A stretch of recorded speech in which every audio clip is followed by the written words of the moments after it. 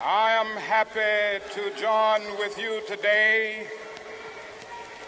in what will go down in history as the greatest demonstration for freedom in the history of our nation.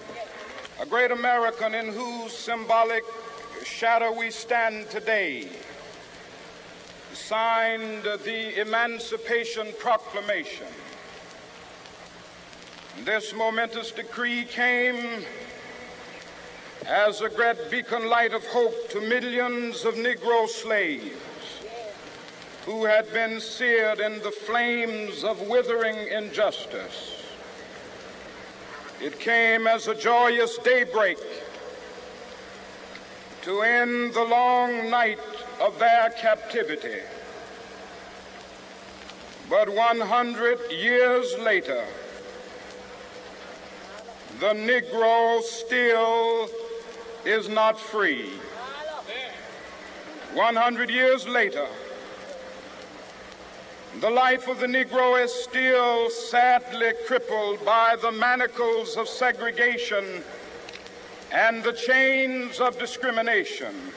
100 years later, the Negro lives on a lonely island of poverty in the midst of a vast ocean of material prosperity. 100 years later, the Negro is still languished in the corners of American society and finds himself in exile in his own land. And so we've come here today to dramatize a shameful condition. In a sense, we've come to our nation's capital to cash a check.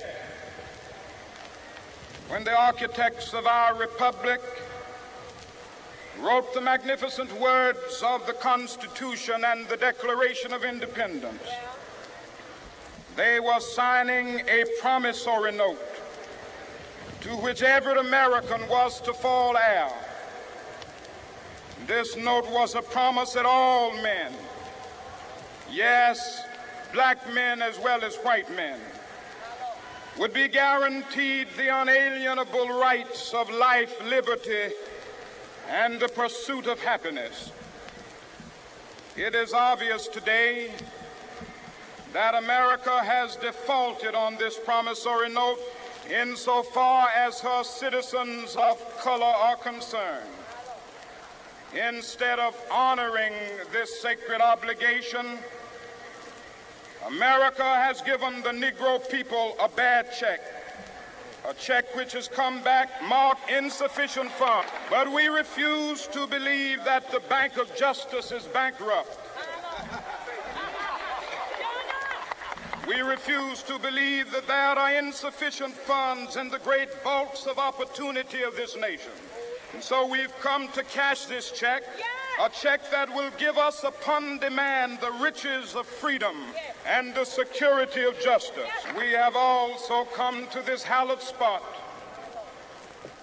to remind America of the fierce urgency of now.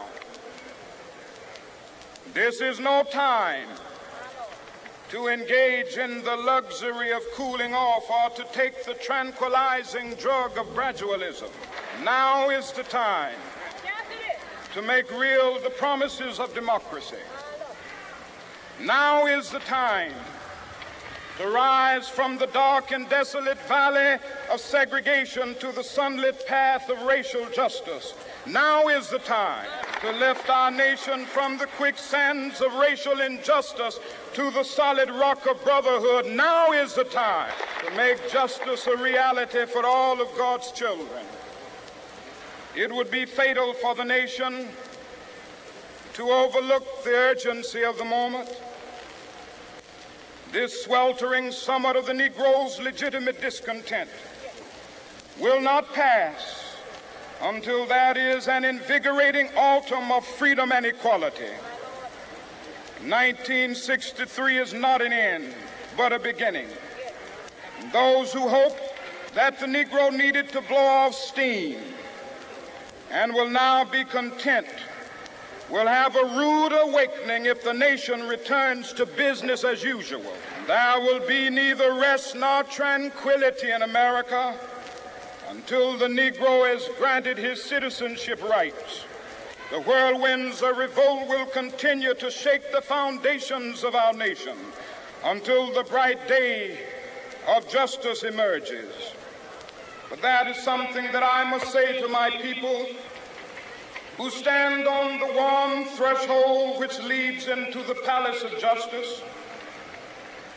In the process of gaining our rightful place, we must not be guilty of wrongful deeds. Let us not seek to satisfy our thirst for freedom by drinking from the cup of bitterness and hatred.